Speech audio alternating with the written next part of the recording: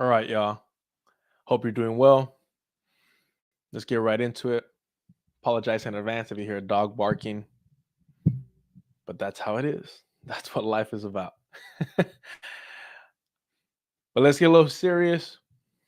I was going to be really, I was going to allow the hater to come out. I was going to focus this whole stream in a different direction, call out some white men who have the opportunity to educate themselves and educate their vast audience, but would rather play in the mud and just focus on the drama aspect of things instead of, again, educating themselves.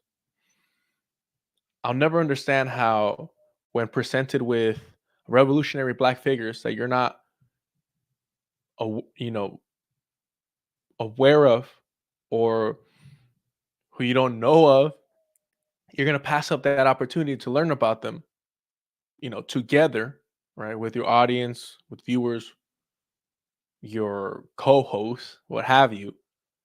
You're gonna pass up that opportunity to get some clicks. And it goes to show where their mindset is, that this is just an opportunistic cash grab for them. Now, if you're new here, please like and subscribe. But the primary thing that I try to push here is never give your money to streamers, never give your money to video essays. You work too hard for that to give it to somebody who's just going to flap their gums or do some, infotainment. All right, save it. If you want to give it away, give it to somebody who actually needs it, who's struggling, not somebody who wants to cash out, remove themselves from the workforce, and go on vacations on your dime, like Sam Cedar is right now. All right.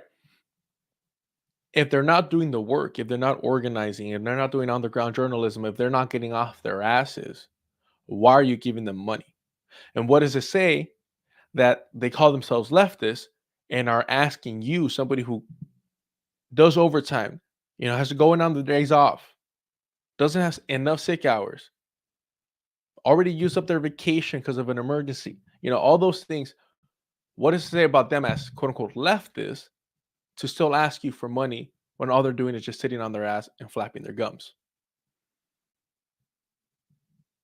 It doesn't make any sense. They're opportunists, is what they are.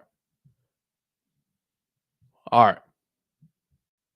So, with that out of the way,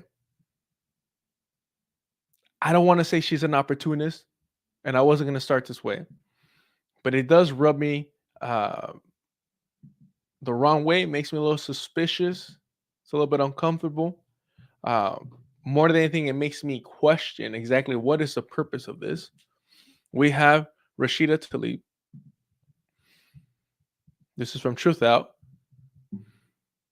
Tlaib calls for Michigan Democrats to vote uncommitted over Biden Gaza policy. See, this is interesting to me because it seems like a great thing, right? It appears that this might actually challenge power. However, uncommitted is watered down from the watered down version of ceasefire. You see what I'm saying? Like, it's not just uncommitted. What does that mean? Why not advocate for a third party, the PSL, even the Green Party? All right, well, she's calling for Democrats in Michigan. Okay, why not ceasefire? Why uncommitted? Ceasefire was already watered down, right?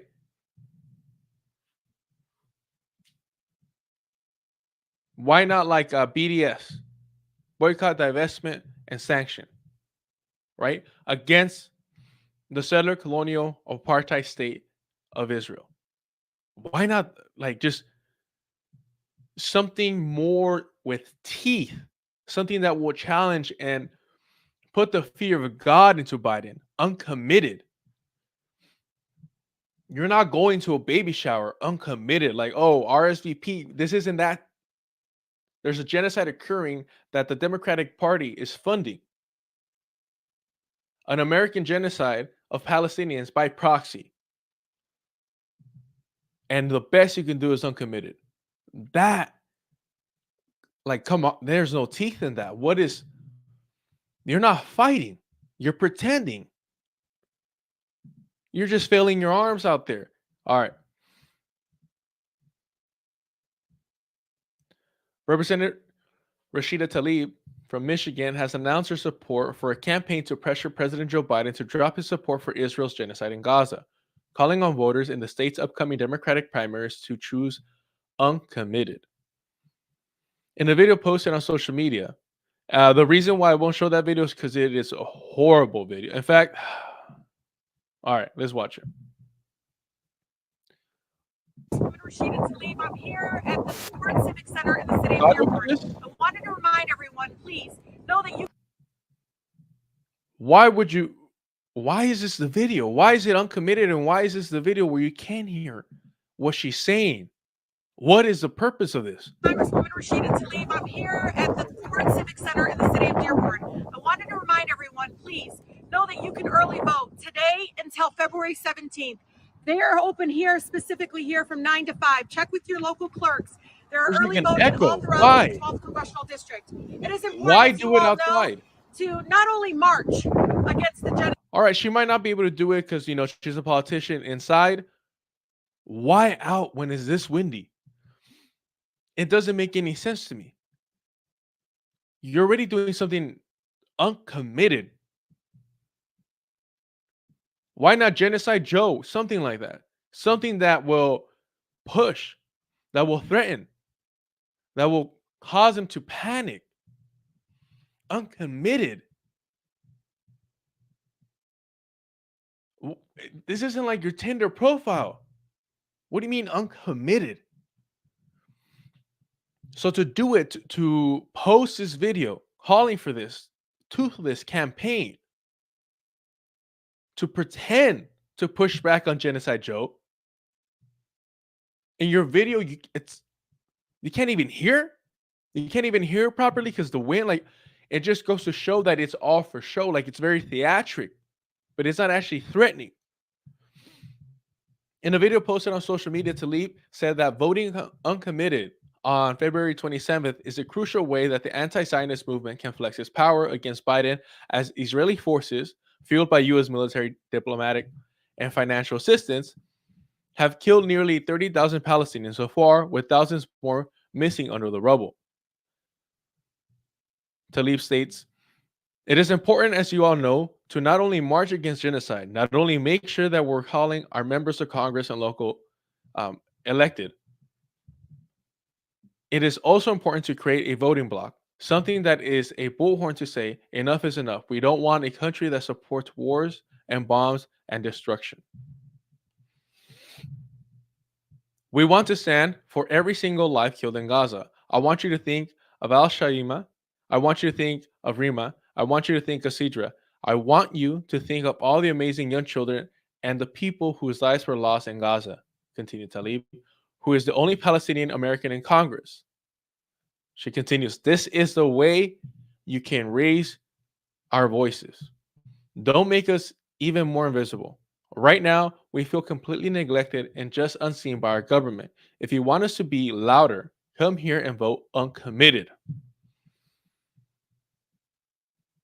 If this is what she said in the video that we just saw, like, that's embarrassing because I didn't make out any of this.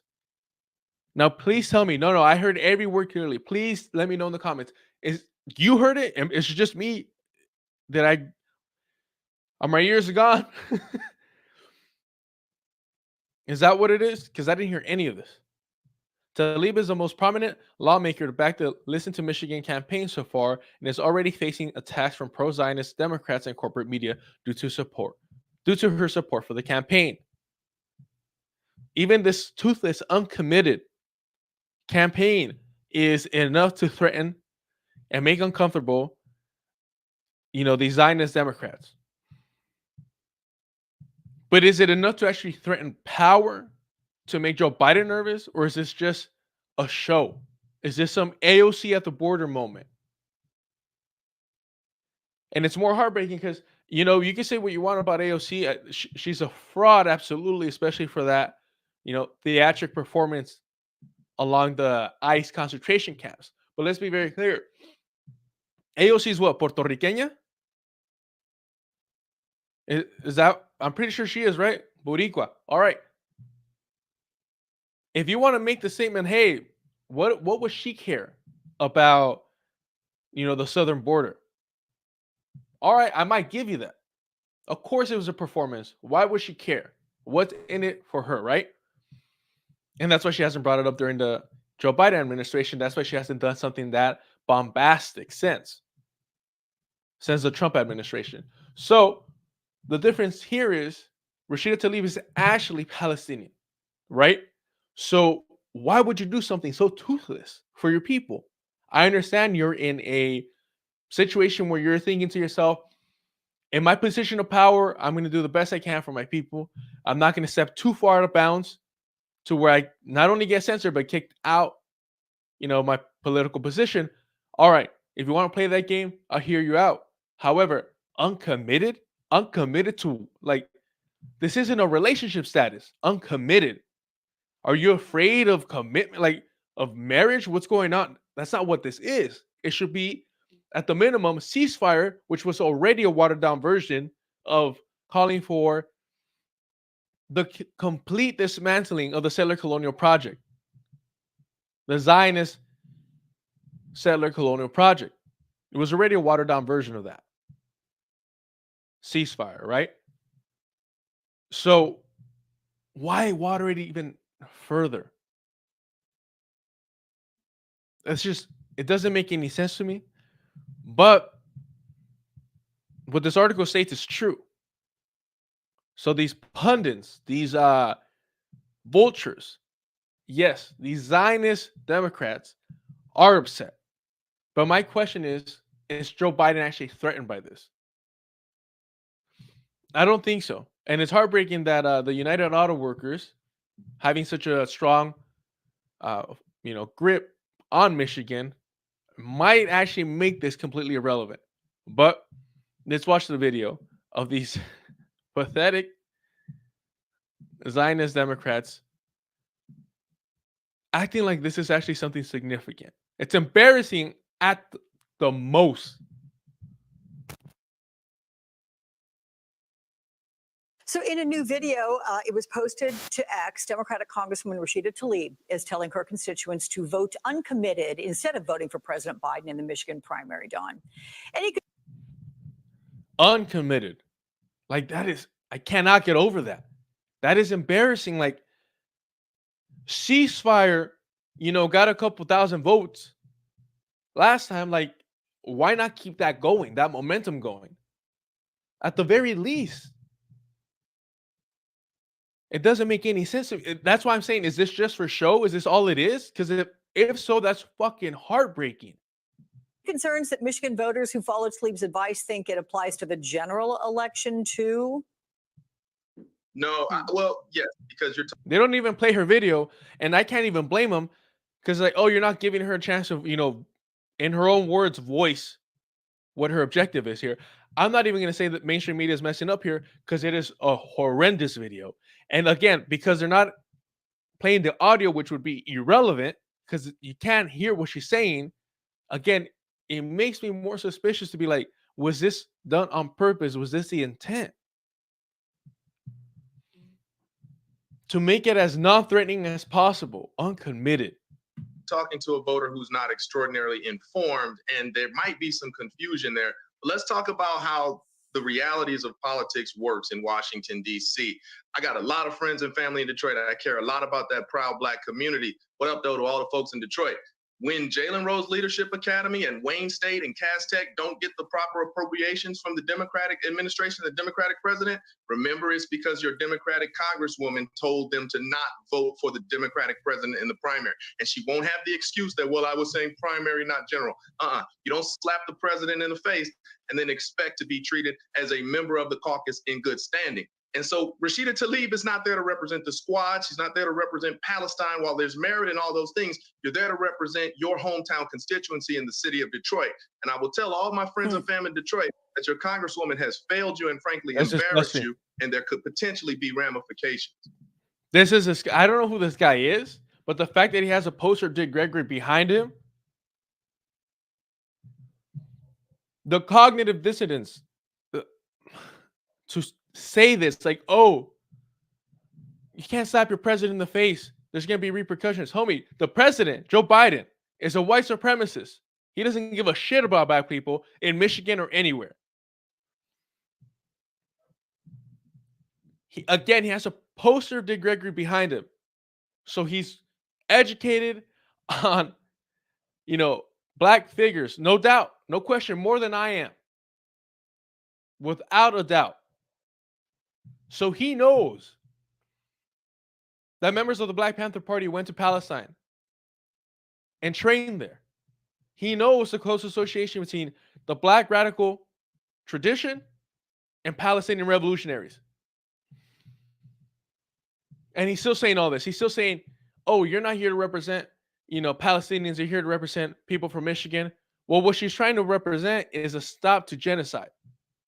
And she's doing it in the most toothless way imaginable. And still they bring you out here and you have the audacity to stand before a Dick Gregory poster and say, oh, be nice to our president, our racist fucking president.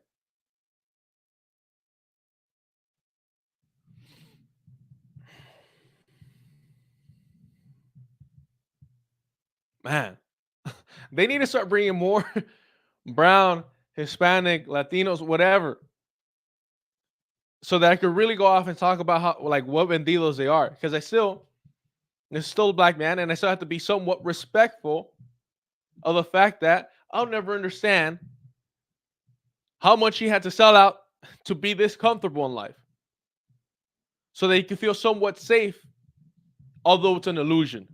And although I don't believe that he believes it, because again, the Dick Gregory poster is right behind him. So this man is clearly a spineless opportunist, a vile individual who, if you listen closely, this is the whole American first mindset,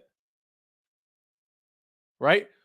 And we're seeing this increase in the black community, or an attempt to increase it, to make nationalism, U.S. white nationalism, be incorporated into the black community, and to start being xenophobic like white Americans. And this is a big part of it. Oh, you're here to represent people from Michigan, the black community there, not some foreigners who are being executed, genocided, ethnically cleansed, torn to pieces by the U.S. empire. That clearly, if you look closely, right over here, over his left shoulder, he has relatives who served in the military. So he's probably, more than likely, proud of the death and destruction that what he feels is his U.S. empire is committing across the globe.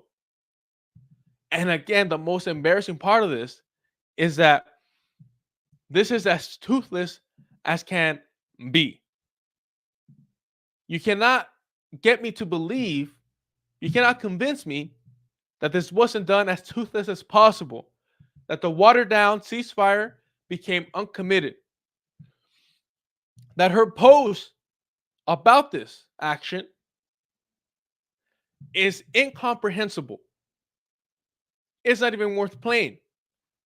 And so I can't blame mainstream media for doing this, for not playing it, for not putting out her words as she speaks them, right? Because you can't hear her, you can't make it out. So why would you do that? Why would you water things down? Why would you self-destruct to such a manner that nobody's going to understand what you're doing and what your goal is? It's embarrassing. More people understand and know about ceasefire now, right? Ceasefire, than Uncommitted.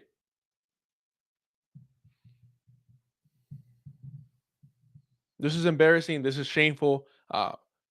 And even in good faith, this is worthless. And if I'm being honest, I think this is just theatrics. I think she's very, very well aware of what she's doing to appear to her, voter base in Michigan as she's actually doing something, while at the same time not threatening Joe Biden, not threatening power. But of course, these sellouts, these vendidos, the Zionist Democrats who do not oppose genocide as long as white people, Europeans, are doing it, are going to pretend to be appalled because it's all theatrics. This is suspicious. I don't buy it. There's no rationale behind this. Ceasefire already got thousands of votes. Who has heard of Uncommitted? Because we can't even hear Rashida Tlaib in her own video. So who has heard of Uncommitted?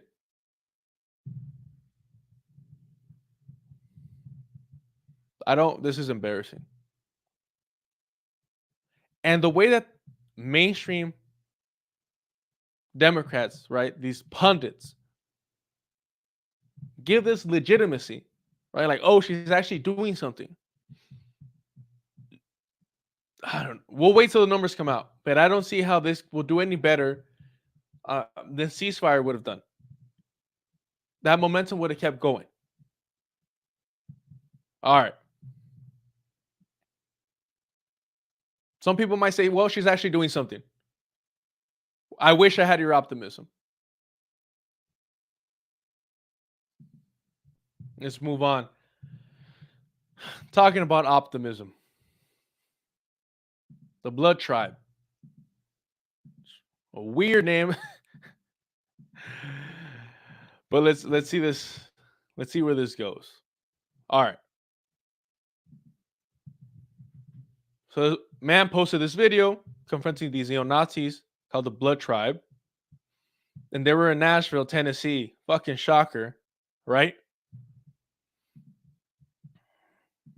But let's watch this video. It's just 40 seconds. And then we'll give some context to some of the right-wing conspiracy theories. Like this hasn't been done before, right? Let's see if Al Jazeera hits us with any ads. Hopefully not. Asking questions. How is the community after the cyclone? Hearing the facts. This is the legacy. Their own ads, not too bad. But let's be very clear. This is America, right? This is the true underbelly of the country. These men are not unique. These men are not radical. These men are not extremists. This is the standard. It's just most white Americans are too lazy to come out here, too embarrassed. And that's why they cover their faces. But this is your guy at the bank. This is, mechanic. This is the cashier. Anybody. This is who they are. Are they more than likely petty bourgeois business owners? Of course. Are they not taking government handouts more than anybody else? Absolutely. But these individuals are not unique. These are not outliers. This is the standard. When they feel emboldened, when they feel afraid, this is what they do. Where's your faces? Where's your your faces? Cowards! Cowards!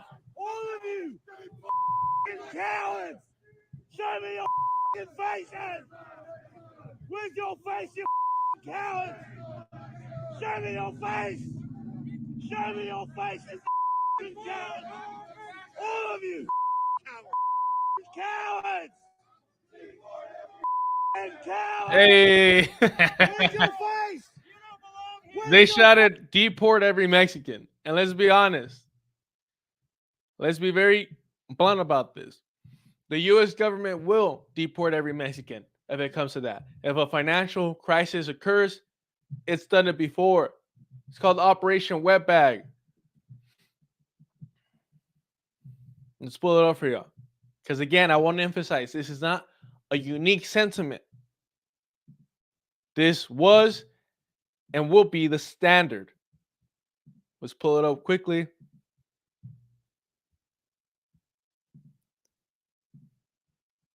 Oh, Wikipedia. All right. Let's zoom in here. The U.S. Border Patrol packed Mexican immigrants into trucks when transporting them to the border for deportation during Operation Wetback. These were not all quote-unquote illegal immigrants. Operation Wetback was an immigration law enforcement initiated created by Joseph Swing, the director of the United States Immigration and Naturalization Services, the INS. The program was implemented in June 1954 by the U.S. Attorney General Herbert Brownell. The short-lived operation used military-style tactics to remove Mexican immigrants, some of them American citizens, meaning even if you got your papeles, even if you got everything in order, even if you were born here, even if you're a no sabo kid, it doesn't matter. Your ass is going to get deported because you're not American. You never will be. This is not what these neo-Nazis solely believe. This is what the core of the United States, what America is. The short-lived operation used military-style tactics to remove Mexican immigrants, some of them American citizens, from the United States. Though millions of Mexicans had allegedly entered the country through joint immigration programs in the first half of the 20th century, and some who were naturalized citizens who were once native, Operation Wetback was designed to send them to Mexico. The program became a contentious issue in Mexico-United States relations, even though it originated from a request by the Mexican government to stop the illegal entry of Mexican laborers in the United States. Legal entry of the Mexican workers for employment was at the time controlled by the Bacero program established during World War II by an agreement between the U.S. and Mexican government. Operation Wetback was primarily a response to pressure from a broad coalition of farmers and business interests concerned with the effects of Mexican immigrants living in the United States without legal permission. Upon implementation, Operation Wetback gave rise to arrests and deportations by U.S. Border Patrol. Now, some people might point out, oh, wow, this was a request by the Mexican government to stop the illegal entry of Mexican laborers into the United States. All the Mexican government is a puppet for the United States. That's all they're there to serve. Otherwise, why the hell would they sign NAFTA? Right? But this is in 1954. So I want to emphasize, they deported and sent American citizens to Mexico. Why? Because they were brown. Because all you are to them is a spig, all you are is a beaner, all you are is a wetback. That's all you ever will be. And the sooner you accept that, the sooner you put down the flag. The sooner you stop romanticizing, fetishizing this country. It hates you. Embrace it. It's uncomfortable, but that's reality. Stop living in this illusion that somehow you will be accepted, that you will be loved. It doesn't matter how much you make. It doesn't matter how high you get up. It doesn't matter how many of you people you live behind. It doesn't matter how high up you bring up that ladder behind you. It doesn't matter how many people you sell out. It doesn't matter how much you sell out. They will deport your ass if it comes down to it. So when these neo-Nazis are marching, the blood tribe out here, and they're shouting, deport all Mexicans, please understand that it's not just these fringe white supremacists. It is at the heart and core of the U.S. This is what the United States of America is. It's done it before. We'll do it again. It tried doing it with the whole anchor babies and Stephen Miller during the Trump administration. They were trying to argue that if your parents were here undocumented, illegally, and you were born in the United States, that you yourself were undocumented and an illegal alien, right? That's what they were pushing for. Keep that in mind, because they didn't even need that excuse prior in the 1950s. It was just inconvenient to big business at the time. It was inconvenient to the white workers because the economy wasn't doing so great. All right, let's finish up this video here. And coward! Where's your face? Where's your face? Show me your face. I don't even know who you are. This is my face. Let's go. That might be the most childish, racist statement I've ever heard. Your people poop in the streets. Like, homie, you can say shit. Like, what the fuck? That's a glass straw right there. You can hear it in their insults. All right. But here's a unique twist to this. The right wing never ceases to embarrass itself. Let's pull this up here.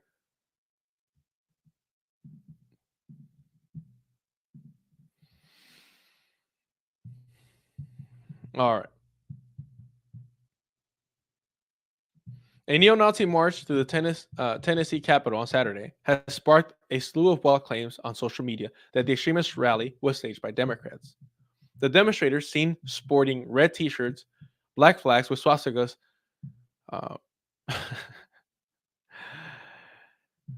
literally making Nazi salutes, walked through Nashville before standing in front of the state Capitol building to wave their flags. The group was identified as members of the Blood Tribe neo-Nazi group, a men-only organization started in the last 4 years by Christopher Polhaus. Doesn't sound... Polhaus. All right. A former U.S. Marine. Shocker. But all you little brown kids running to sign up to the Marines, this is who you're going to be taking orders from. This is who you're going to be protecting and saving and fighting with. And tattoo artists, according to Hate Watchdog, the Anti-Defamation League. Several accounts on X, formerly Twitter, pushed a Twitter... I don't even know why I read that. Push a narrative in which Democrats had engineered the march to support their assertion that there was a problem with white supremacy in America, with some claiming this was done with the help of federal agencies. I mean, what's the difference between a white supremacist group and a federal agency? They got more sellouts. They hire more, more of these bandidos. That's about it. This is allegedly staged by Democrats, with feds posing as neo-Nazi groups. One account posited, with another since being viewed 11,700 times. Those are President Joe Biden supporters, actually. Tara Lynn Thompson, a writer, posted on February 17, 2024, neo-Nazi organization by the FBI held a protest in Nashville. That is more accurate than they even know. This was Lawrence Celine, a U.S. Army veteran. There is no white nationalist or supremacist movement in the U.S. Mind you, he is a U.S. He was in the Army. Okay. There is no white nationalist or supremacist movement in the U.S., so the FBI has to create one to fit the political narrative of the Democratic Party, for whom the FBI is its law enforcement arm. The FBI is the law enforcement arm of whoever is in the presidency. Republican or Democrat, does not matter. And they are inherently a white supremacist group. That's what the FBI is there to do. COINTELPRO never ended, and it never really began with the FBI. It predates the FBI. But what it's meant to do, what the FBI was always really meant to do, is to keep an eye on black and brown people, on indigenous people. Make sure they didn't step out of line. That is their objective. And we're going to go through this right now. Well, we're up. That story is ridiculous. It doesn't matter whether they're FBI agents. It doesn't matter whether they're U.S. military veterans. It doesn't matter whether they're Democrats or Republicans. They're all white supremacists. They're all white nationalists. You just got to ask the right questions. It's as simple as that. They will all put on hoods if given the opportunity, if the stigma gets removed. But the hatred is still there. So talking about the FBI, let's talk about the political prisoners who have nothing in common with the white supremacist Alexei Alexei Navalny, who apparently is Dr. Cornel West's hero, somebody he looks up to. All right, Dr. West continuing to embarrass himself, continues to tarnish the legacy that he has left. And let's be very clear. You can find streams of me saying, hey, we should vote for him when he was the only leftist running. I'm not going to deny that. Did I hide my criticism because he was the only leftist running? I did. But all you have to do is hear me mention, his, excuse me, his lack of revolutionary action when he grew up in a time where it was going down, right? Things were happening. His debate with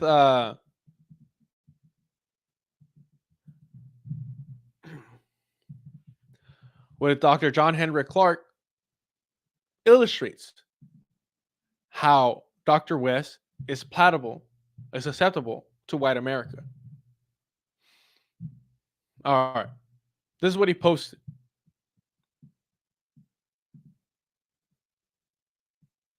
No shame, the man.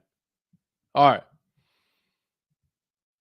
This is by Dr. Cornel West. My prayers are with the precious family of the courageous Russian political prisoner, the late Alexei Navalny. Just as I pray for my dear brothers, Mumia Abu Jamal, Imam Jamil, Abdullah El Amin, Leonard Peltier, and sister Negras Mohammadi, and all other political prisoners in the U.S. and the world. Free all political prisoners under cruel and unjust systems of oppression. You want to be oppressive to scum, to white supremacists like Alexei Navalny. Who is Alexei Navalny? You may be asking yourself. Who is this man that Cornel West is out here weeping for, aligning with revolutionary figures, true political prisoners? Who is he? He must be somebody great for Dr. West to come out and make this, audacious statement. Well, let's find out. Alexei Navalny, has he moved on from his nationalist past? Yeah, that's not a great start. The Kremlin's greatest critic stopped attending far-right rallies many years ago, but he still supports anti-migrant measures. Okay, that's really watered down right there for Al Jazeera. Alexei Navalny became the undisputed leader of the anti-Kremlin political forces and anyone opposed to Russian President Vladimir Putin, largely because of his muckraking videos on corruption in the Kremlin halls of power. His latest video featured a 1.3 billion palatial structure allegedly built for Putin by Russia's richest oligarchs on the subtropical Black Sea coast. It has been viewed more than 110 million times on YouTube.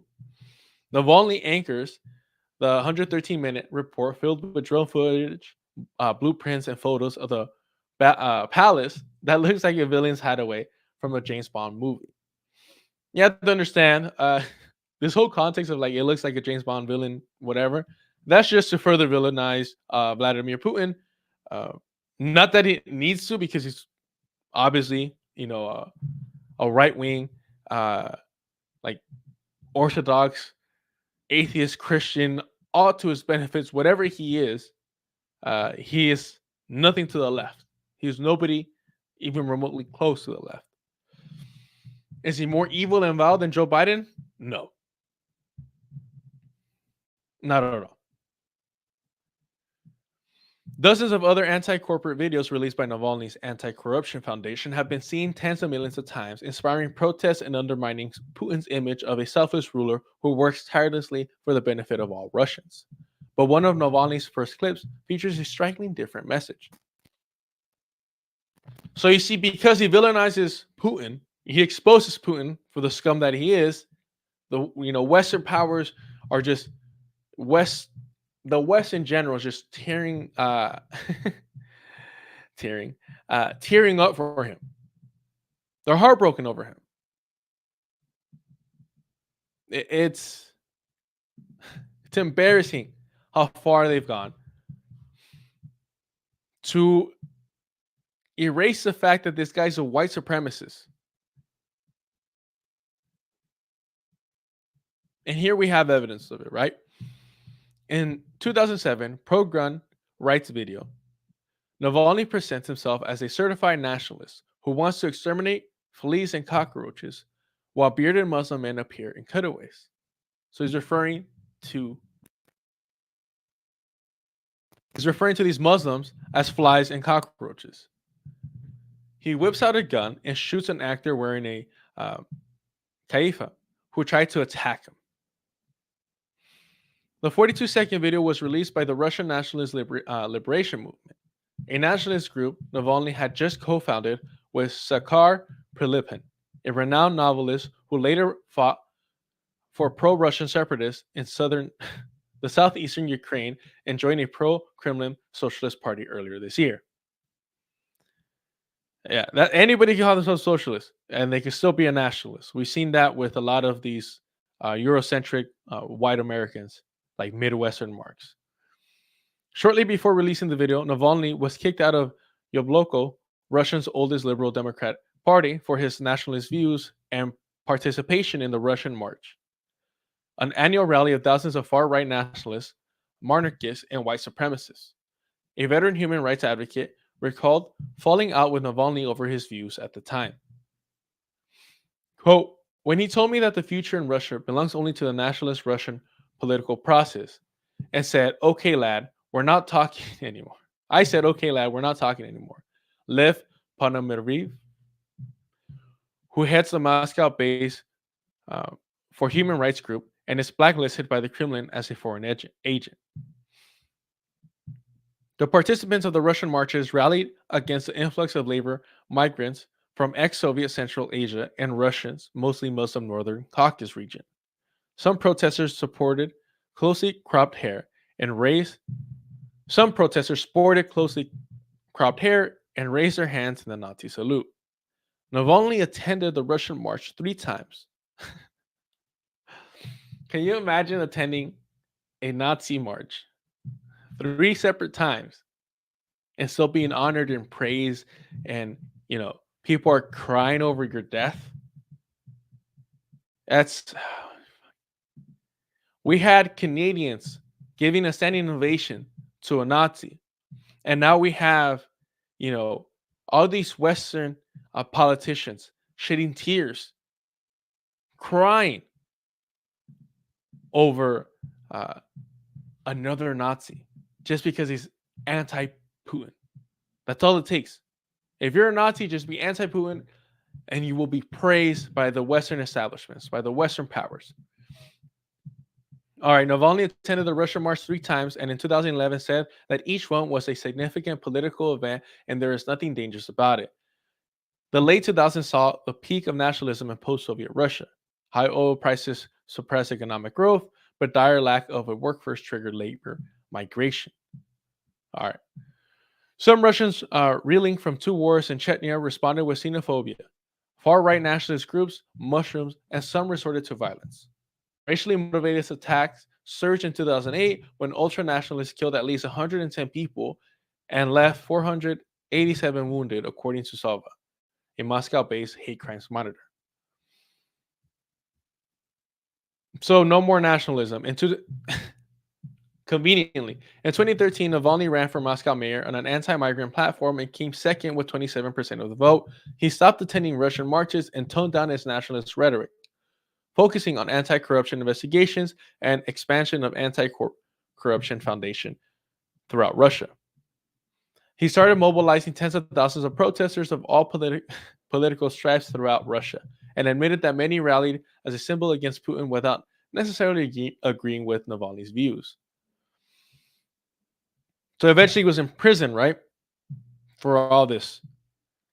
I don't give a damn what you're doing if you're a neo-Nazi. I hope you get locked up. I hope you die and rot in prison. A decision by Amnesty International, a renowned human rights watchdog, to strip Navalny of his prisoner of conscience status on Wednesday looked very controversial, but the group cited Navalny's past comments without specifying them as pretext to no longer refer to him as a prisoner of conscience. Some of these comments, which Navalny has not publicly denounced, reached a threshold of advocacy and hatred, and this is at odds with Amnesty's definition of prisoner of conscience. Is it conscientious? Have I been saying it wrong? I was dying to take a water break. I apologize. Conscientious. The group said in a statement sent to Al Jazeera, Amnesty's decision enraged Navalny staffers. Of course. But it's just, they don't. Look, I'm not kidding when I'm stating how heartbroken these politicians in the West have been. Look at this. I'll speed it up because it's irrelevant what they're saying. It's just tears. They're just crying over it.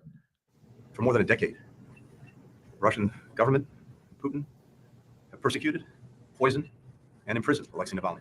His death in a Russian prison and the fixation and fear of one man only underscores the weakness and rot at the heart of the system that Putin has built. Russia's responsible for this. Putin's Russia imprisoned him, trumped up charges against him, poisoned him, sent him to. They're talking about a Nazi, colony, and now he's tragically died. And we should tragically died. A neo-Nazi tragically and no one should died. have any doubt about the dreadful nature of Putin's regime in Russia.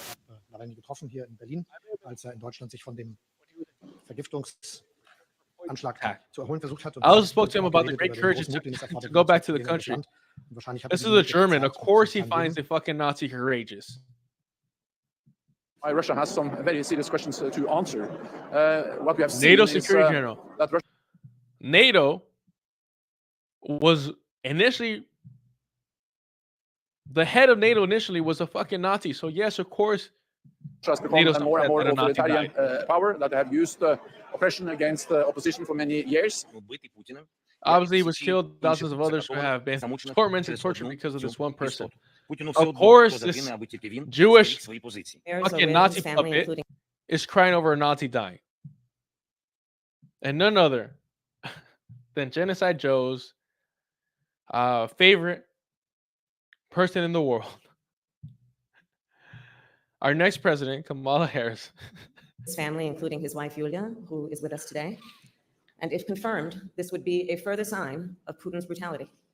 Whatever story they It tell, means you're subhuman. let us be clear. He Russia doesn't is think responsible. you're a real person like he is, like his white wife is, who you're hanging out with. Can you imagine hanging out with a wife of a Nazi? That is, I mean, if you're a wife of a Nazi, you're a fucking Nazi, right? There's no way around it. That's how far she's willing to sell out. That's how much she's willing to, dance, sell herself out to the white supremacist establishment. That she's crying, shedding tears over a Nazi. Having fucking dinner and drinks with a Nazi's wife. So that's who Dr. Cornel West is out here comparing to real political prisoners. Again, Dr. West states, "My prayers are with the precious family and courageous Russian political prisoner, the late Alexei Navalny. Just as I pray for my dear brothers, Mubiabo Jamal, Iman Jamil, Abdullah Al-Amin, Leonard Peltier, and Sister Negras Mohammadi, and all other political prisoners in the U.S. and the world. Free all political prisoners under cruel and unjust systems of oppression. You cannot put a neo-Nazi under unjust and cruel oppressive systems. Death, torture, incarceration, throwing them in a pit would not be deemed as cruel, as oppressive. If you're a Nazi, that's what you deserve. That's what you've asked for." All right. Let's hear Dr. West's response to this.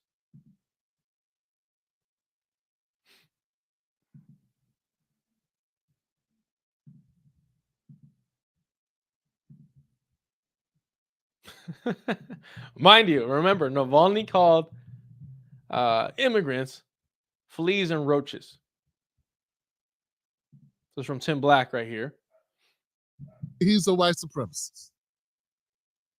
How do you feel about him? What, like, cause I'm not going to pretend to know much about the guy, other than I know he was jailed. I know he was in opposition to Putin, and I know he died in jail in the penal colony. And we don't know exactly what the circumstances were at the moment, but this is what set it off. You said, okay, this man died, and you said, he died in he was a political prisoner in your eyes. They say he wasn't. If he's a neo-Nazi or white supremacist, do you think he was? And if so, would that at all change your tweet or whatever? Well, one thing is, though, brother, here's a fascinating conversation to have, that I don't think anybody ought to be falsely accused and murdered by the state based on any ideology they have. I don't think a Klan member ought to be falsely accused and killed by the U.S. government. Oh my God, bro. Dr. West is gonna start going around and collecting Klan robes. Like, what's homeboy's name over here?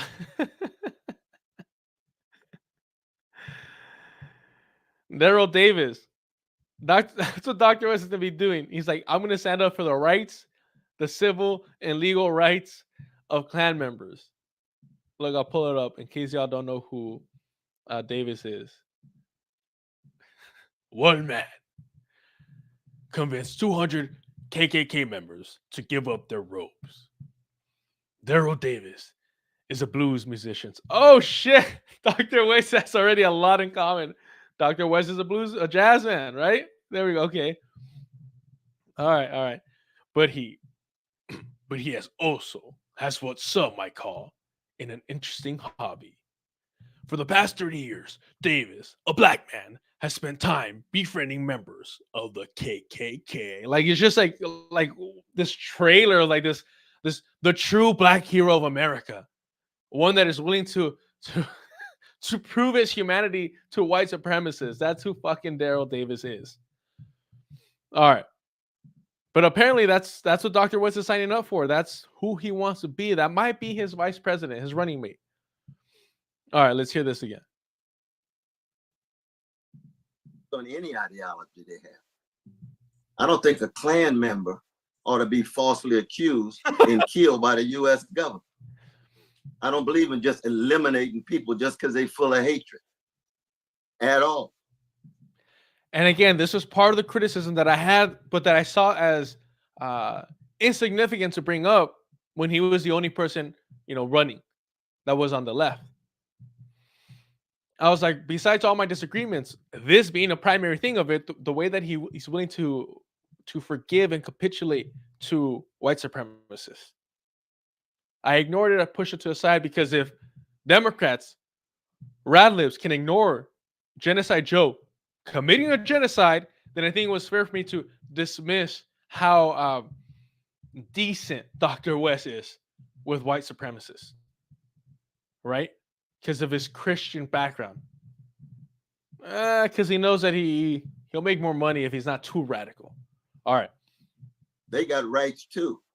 And if they got members of their family, many of whom not even clans. So why are you going to assimilate all of them and act as if you have absolutely no concern of them? Because see, when you start that kind of logic, and we've seen it over and over again, you see, you end up starting to demonize folk you disagree with. Next thing you know, you're demonizing each other. I mean, I wonder. We're talking about fucking Klan members and Nazis. We're talking about Klan members and Nazis. We're not talking about whether you disagree on whether hot dogs get ketchup. We're not talking about New York style, Chicago style. We're not talking about any of that. Does pineapple go on pizza? We're not talking about that. We're talking about Klan members and neo-Nazis. Alexei Navalny was a Nazi. He was not a political prisoner. Nazis cannot be political prisoners. Nazis belong in prison, at the very least. So let's see some of the people that Dr. West compared Navalny to. Let's hear this out.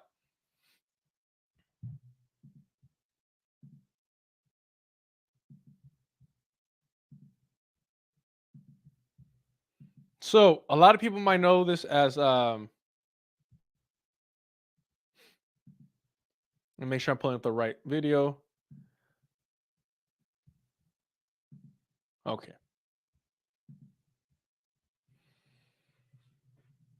So Imam just basically means, from my understanding, somebody who leads prayer, somebody who's a political leader, religious leader, I should say, excuse me.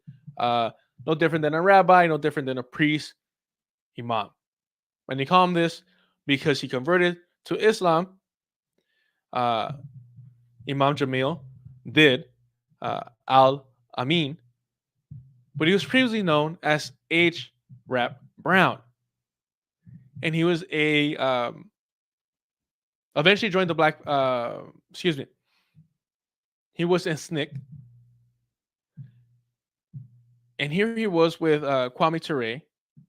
Well, I have multiple of these videos, excuse me. This is through Black Power Media. Please go like and subscribe to Black Power Media. As we always stay here. As I always state, never give your money to streamers, video essays that aren't doing the work. Black Power Media, Electronic Antifada, Breakthrough News, they're doing the work. There's no reason to listen to TYT when you have Breakthrough News. There's no reason to listen to the Majority Report when you have Black Power Media. And if you're trying to learn about Palestine, why are you listening to Destiny when you could go check out the Electronic Antifada? All right, excuse me. I'm all over the place.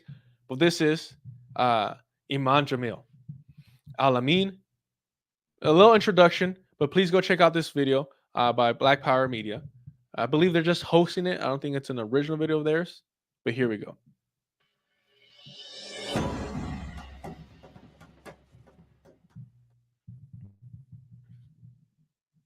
Oh, it might be. My apologies. Everything we take, the man owes us, and that's the dues he has to pay for knowing us and owing us, brothers. That's his dues. H. Rap Brown was chairman of the young activist group known as the Student Nonviolent Coordinating Committee during the upheavals of the 1960s. These were momentous times. This nation was being challenged about its centuries-old attitudes towards African Americans, and a variety of tactics were used to raise this challenge from a wide variety of black people. H. Rap Brown represented what was viewed in white America as an extremist point of view. In truth, Mr. Brown and the student faction he was a member of began their protest movement against racism in most placid terms. It was only after the violent resistance that they were met with that their pronouncements grew angry, and H. Rap Brown was its angriest spokesman. Life magazine makes it incandescently clear what goes on in rebellions in terms of troops that are sent in. A 12-year-old kid lie dead in the street on the front of Life magazine. He is black. That's part of you laying in that street. I saw a picture of an autopsy of a young 19-year-old kid who had been shot 39 times, 4 times in the skull with an M1 carbine. It only takes one bullet to kill a man. So he's really telling you something else. He is out to dehumanize black people, and we are allowing him. We are running around talking about black folks are looting. I agree, there should be more shooting than looting. That's the only thing I agree with. Black folks trying to loot when they should be shooting. If you're gonna loot, loot your gun store. Dig it? This is who Dr. Cornel West compared to Alexei Navalny, a neo-Nazi, Russian white nationalist. Imam Jamil is still incarcerated. He was wrongly accused, wrongly convicted. He was never charged with a federal crime, and yet he is in federal prison. I implore everybody to go check out Black Power Media, as I always do, because they do the work and they provide great information like this.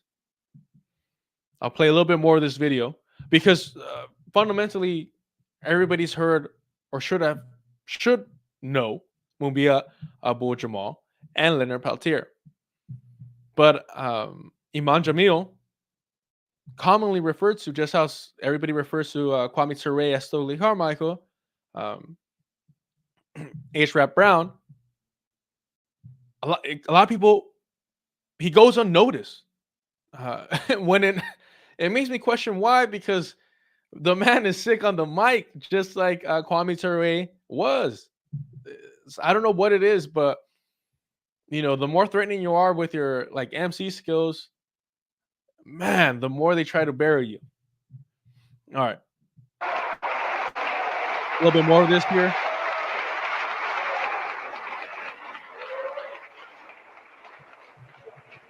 Brother, because the only thing he recognizes and respects is armed people. The only reason that the honky did not go into Plainfield and wantonly destroy and kill people was because the brothers were armed. They had 46 automatic weapons. Each one of those weapons would shoot 9,000 times and chunk of bricks for half hours.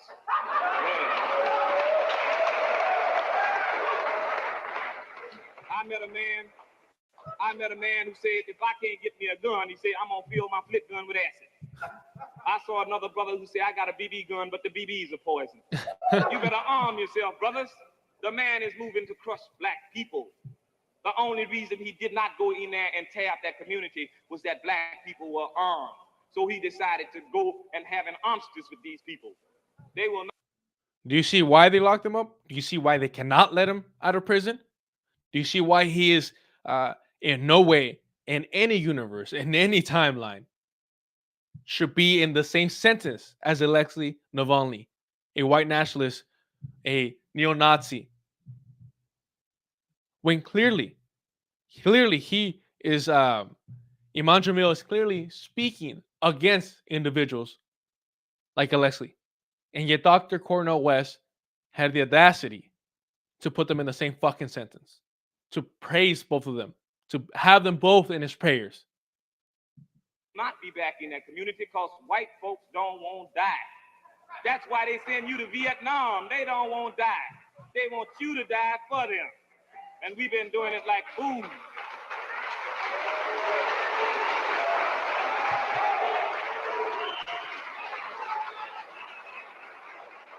For years, brothers, for years, we've been running around here talking about love that man to death. You better shoot that man to death. You hear that? Love him to death, brother, because he ain't got no love in his heart for you. Exactly. When it comes to black people, America has no conscience. I have read where white men have stumped pregnant women in the ground.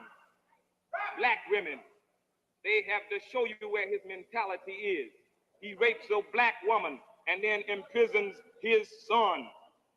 You got to be dealing with an animal, brother. One white man said about them, and this was another honky talking about him, Bernard Shaw, says that America has never known civilization. He said it is the only country in the history of the world that has come from barbarism to decadence without going through civilization.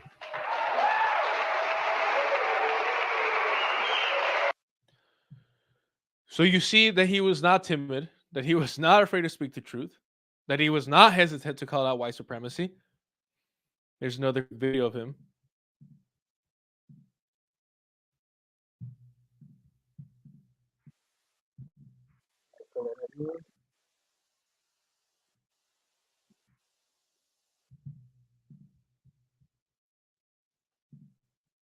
Lyndon Johnson, he can always raise an argument about law and order because he never talks about justice.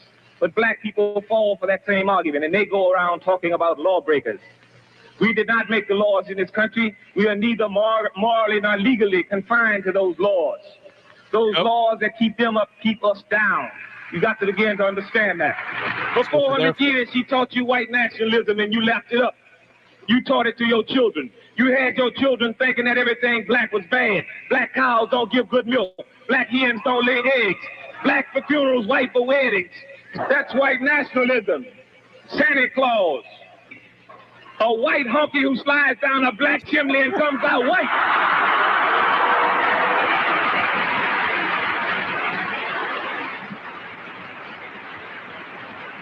You see why they locked him up? Progress with See why they locked him up? Look how he moves a fucking crowd with the truth. To equate progress with concessions. We can no longer make that mistake. You see, when they gave us that nigger astronaut, you say we were making progress, but I told you they were going to lose him in space. He didn't get that far.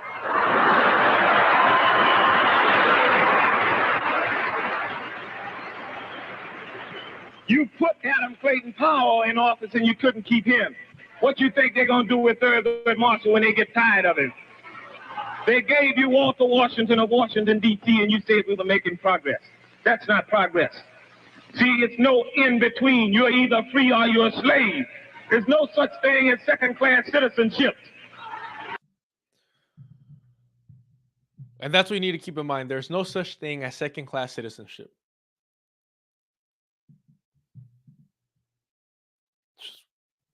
That's why they framed him. That's why they locked him up.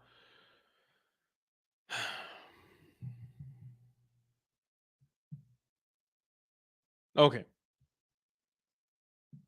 Who else did Dr. West compare Alexei the Nazi Navalny to? Well, he compares him to Mumia Abu-Jamal. So let's read a little bit from Live from Death Row. Mumia was a journalist who was falsely incarcerated and has been on death row since. Please ignore my notes. I read this book so long ago. I'm ashamed of whatever I wrote on the side there. But here we go. Control. It is from Pennsylvania's largest death row at the State Correctional Institute of Huntington in rural central Pennsylvania that I write. In the Commonwealth, I am but one of 123 prisoners who await death. I have lived in this barren domain of death since the summer of 1983. For several years now, I have been assigned DC, disciplinary custody status for daring to abide by my faith, the teachings of John Africa, and in particular for refusing to cut my hair. For this, I have been denied family phone calls, and on occasions I have been shackled for refusing to violate my beliefs. Life here oscillates between the banal and the bizarre. Unlike other prisoners, death row inmates are not doing time. Freedom does not shine at the end of the tunnel. Rather, the end of the tunnel brings extinction. Thus, for many here, there is no hope.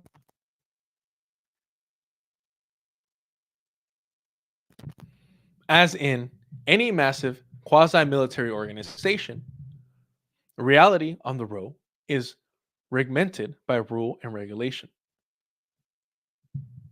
As against any regime imposed on human personality, there is resistance, but far less than one might expect. For the most part, death row prisoners are the best behaved and least disruptive of all inmates. It is also true, however, that we have little opportunity to be otherwise, given that many death units operate on the 22+2 system, 22 hours locked in a cell, followed by 2 hours of recreation out of cell. Outdoor recreation takes place in a cage, ringed with double-edged razor wire, the dog pen.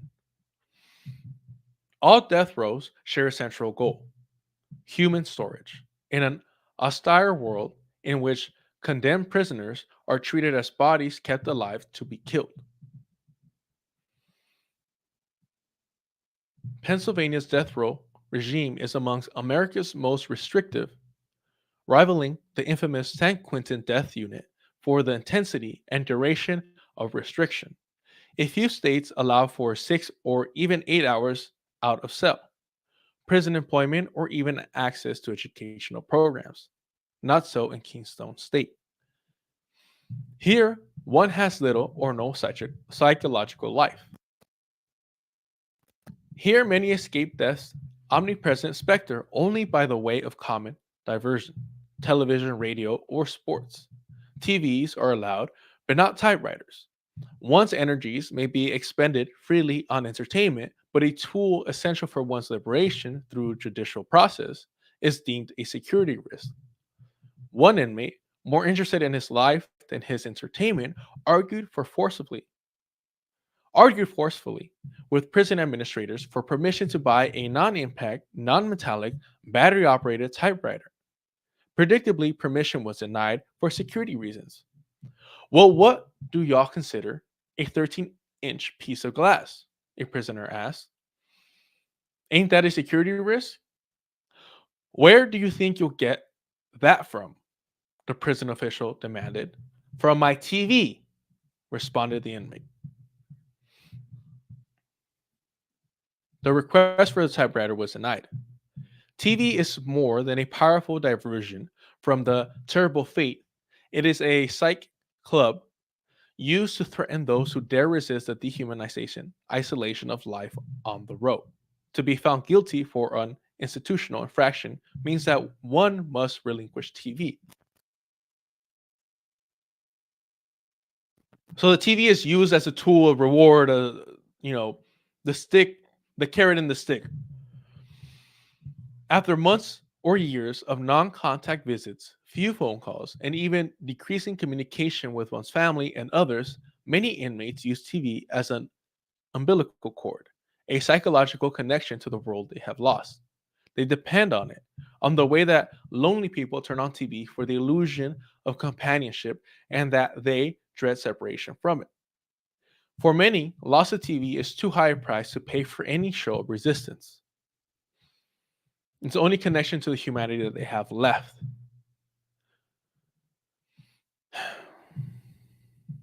All right.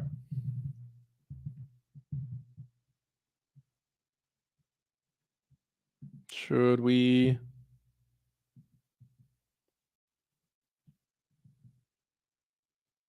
Okay. Although it might be said fairly that many people, both in and outside of prison, are utterly uninformed as to the workings of the U.S. I apologize. Here we go. Spirit death. Much has been written and much has been said about life within prison. Some write of the glaring incidents of violence that occur, certain that such subjects will grab the attention of the reader. Others write and play down the violence, lest the reader jettison those dark visions so distant from his or her experience as simply beyond belief. As ever, the truth oscillates somewhere in between. That prisons are hotbeds of violence is undeniable, but overt expression of violence are rarely daily ones. The most profound horror of prison lives, in day-to-day banal occurrences that turn days into months and months into years and years into decades. Prison is a second-by-second assault on the soul, a day-to-day degradation of the self, an oppressive steel and brick umbrella that transforms seconds into hours and hours into days. While a person is locked away in distant netherworlds, time seems to stand still, but it doesn't, of course. Children left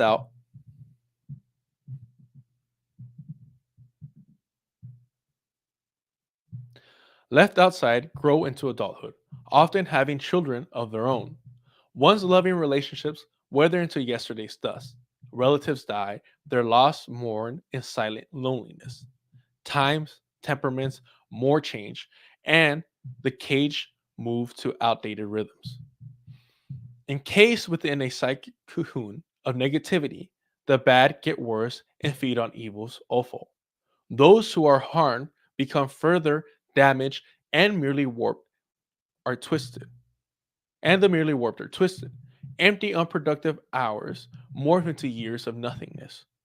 This is the forward phase of correction in this age, where none are corrected, where none emerge better than when they came in. This is the phase of correction, which outlaws education among those who have an estimated 60% illiteracy rate. The mind-numbing, soul-killing, savage sameness that makes each day an echo of the day before, with neither thought nor hope of growth, makes prison the abode of spirit death, that it is for over 1 million men and women now held in U.S. hellholes. What societal interest is served by prisoners who remain illiterate? What social benefit is there in ignorance? How are people corrected while in prison if their education is outlawed? Who profits, other than the prison establishment itself, from stupid prisoners? So that is a political prisoner. Live from Death Row by Mumia Abu-Jamal. And there was more I had to read, but the entire book it's right here. I couldn't find the PDF, and that's why I posted the screenshots, the photos on Twitter. But those are political prisoners that Dr. Cornel West is comparing to Alexei, the Nazi Navalny. It's disgusting, it's despicable, and it's unforgivable. Let's wrap up here with another spineless cretin.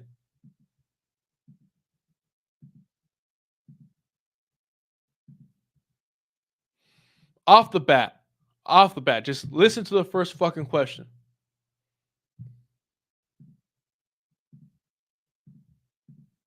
Thank you so much for joining us. My pleasure. So your book is called It's Okay to be Angry About Capitalism. And for me, the question is, well, how angry? Is it blowing up an oil pipeline angry or voting for a slightly better candidate angry? It's very, very angry because the future of democracy is at stake. The future of the planet is at stake. The future of the ability of working people to have a decent life is at stake.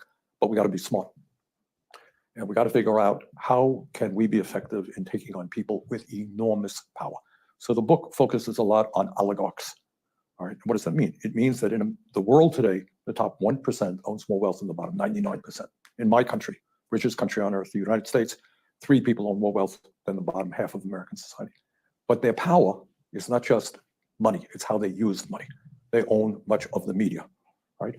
In terms of American politics, if you are a billionaire, you can now spend as much money as you want, hundreds of millions of dollars, to defeat Bernie Sanders, to support some right-wing candidate. So what you're seeing now is democracy, in quotes, being owned by big money. You're seeing more concentration of ownership. Many of the large companies you have here, we have in the United States, they're all over the world, controlled by a very few people. And then with all... God damn, am I tired of hearing his voice. I'll be honest with you. But notice how she straight up says, Ash, here states, how angry. And Bernie immediately goes, oh, you gotta be smart. You gotta be smart. And do the same thing that we've been doing for decades and trying to fight, those who run the system through the correct channels. How has that worked out? How many more decades? How many more Bernie Sanders do we need distracting us, luring us into a Democratic Party before we say no? Like, that's not how it works. That's not how anything's going to get solved. Let's get to 12:04 here. But I just want to show off the bat that he was already spineless about actually combating power and stopping evil. I want to move on a bit to current affairs. In your view, is what Israel is doing in Gaza a genocide? In my view, it is absolutely disgraceful, horrible, and I'm doing, as a United States Senator, everything I can to end it. The question was, in your view, is what Israel's doing genocide? He does not say yes. So clearly, the answer is no. He says it's completely horrible. It is absolutely disgraceful, horrible, and I'm doing, as a United States Senator. But it is not a genocide, is it, Bernie? Not according to you, because you're not willing to call it a genocide because you're a fucking Zionist. You always have been, and you always will be. Senator, everything I can to end it. And where I'm sitting is, and I don't know how many people know this, every year the United States provides about $3.5 billion in military aid to Israel. On top of that, there is a bill. I was supposed to be here earlier. Couldn't come because a bill came up for not just all for Israel, $95 billion, including $14 billion for Israel. And I have led the opposition to that. I do not want to see the United States complicit in what Netanyahu and his right-wing lunatic friends are doing right now to the Palestinian people. So my job right now is to support what the United Nations is trying to do, have a humanitarian ceasefire, see if we can get the humanitarian aid immediately in there, and work out, as complex and difficult as it is, some type of long-term solution to what's going on there. But do you by the South African case at the International Court of Justice that what Israel is doing in Gaza constitutes genocide or genocidal acts? I think, look, we can argue about definitions. It is horrible. Right now, We can argue about the definitions. Well, genocide isn't just something to argue about, right? If you agree that what Israel is doing is a genocide, then aiding Israel is aiding a genocide, meaning the U.S. is complicit in a genocide. So it's not just about definitions. And Bernie Sanders cannot call it a genocide because he's a Zionist.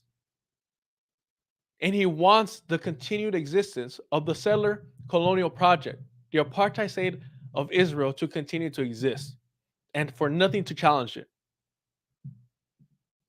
now 29,000 people have been killed and some 70,000 have been injured. Some 65% of the housing units have been destroyed or damaged. And I'm worried right now, and I almost wonder why I'm in the UK and not back in the US dealing with this stuff, is that we have hundreds of thousands of children are facing starvation. That's what I have to work on right now. But if one agrees that it is a genocide, it means If hundreds and hundreds of children are facing starvation at the hands of Israel, who's preventing humanitarian aid to come through, who previously had put them on a diet, that sounds like fucking genocide to me. Facing starvation. That's what I have to work on right now. But if one agrees that it is a genocide, it means that other states have a legal right and duty to prevent genocidal acts being carried out. But see, we can talk about that. But then we can talk about it. Either it is or it isn't. But he can't choose a side because he's a Zionist, always has been, always will be. And these people, they will tell you, oh, no, he's not a Zionist. He's calling for ceasefire. Well, he's a liberal Zionist. He doesn't want to see his country, right? He might be a U.S. citizen, but to him, he prioritizes the existence of a Jewish Zionist state. That's why he doesn't speak out against it, even as it commits genocide. So he's a liberal Zionist at best, because he's calling for a ceasefire. He's like, oh, don't kill them all at once. Don't let them all starve. It looks bad for us. That is their primary concern. The PR of Israel. Canada is a great fucking example of this. what does that mean? In real terms, right now, what I am trying to do is what I think is probably maybe, and I can do it because I'm a senator. You can't. Right now, maybe, if we tell Mr. Netanyahu that he's not getting a check for $10 billion more to continue his aggressive action, he and his aggressive action. You mean his genocide? Right-wing friends may decide it is not a good idea to continue to do that. So that's where I am coming from. In addition to he and his right-wing friends may decide it is not a good idea. Let's be very clear, because all these liberal Zionists will always point at Benjamin Netanyahu and the right extremists, all these right-wing settlers, all this thing. The quote-unquote left wing of Israel has done more damage, has killed more Palestinians, has ethnically cleansed, has genocided more Palestinians than the so-called right wing. It has always been the so-called left wing that has conducted the more cruel acts, the most atrocious and barbaric, murder sprees. So no, when they blame it on Benjamin Netanyahu, it's the same thing as liberals here trying to blame Donald Trump for the genocide that Joe Biden. It's funny. And you see this with Sam Cedar. Oh, we need to focus on how Trump moving, the embassy to Jerusalem started all this. Sure, it's all connected, but it's Joe Biden who's funding things. Oh, we need to vote for Joe Biden because if Trump gets in office, things will get worse. Well, if Joe Biden gets reelected, what initiative, what incentive does he have not to continue aiding and abetting and funding a genocide? Because he got away with it, he's still doing it now, and you're putting him back in power. Why would he ever stop? He won't stop until every Palestinian has been, expelled or murdered. But Bernie Sanders has always been a coward And I'll give you a prime example here. This is Michael Parenti, who I have some disagreements with, but has some great speeches. Look. What is Dr. Parenti's view of Bernie Sanders? Well, Bernie and I were very close friends for years. He'd come over my house when I lived in Washington, D.C. He came with his son once, and my son was visiting me. I made them dinner. See, so they knew each other. They were close. I'm not cooking for anybody I'm not cool with. You're not spending time with my family if I don't know you like that. Let's move on here. And I got 7% of the vote. Bernie, not that I'm trying to be committed.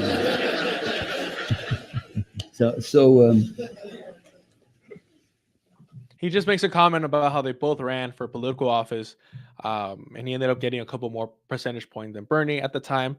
But it just goes to illustrate these two individuals, Michael Parenti and Bernie Sanders, go way back.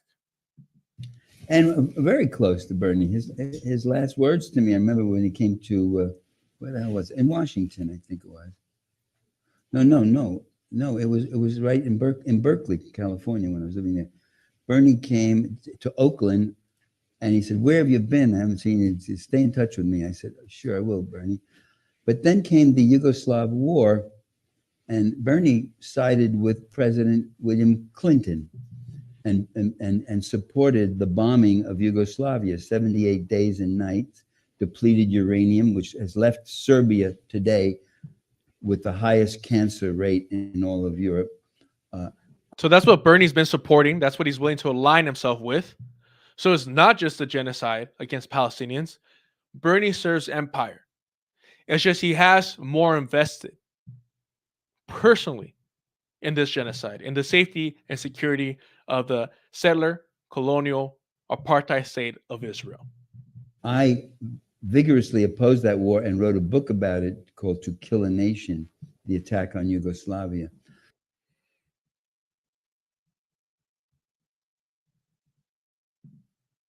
Shoulder to shoulder with NATO and the CIA and the White House. He's standing shoulder to shoulder with NATO and the CIA and the White House and Bill Clinton and these creepos for a war against these people like this. I said, I and that's when I broke with him. I stopped sending contributions. I stopped. Furthermore, his salary was way bigger than what I was making. But that's Bernie Sanders, a lifelong imperialist. And he's people that have known him for decades, before he got big on the scene, before he started radicalizing, turning these white kids into rat libs because they've actually never experienced any hardship in their lives. So they're like, oh, Bernie must be it. When we have so many different examples of real revolutionary leaders that were not, willing to bend the knee to U.S. imperialism, to white supremacy, who spoke out against the empire and paid the price either with their lives, being murdered by the state, or being incarcerated. Bernie is a coward, always has been, always will be.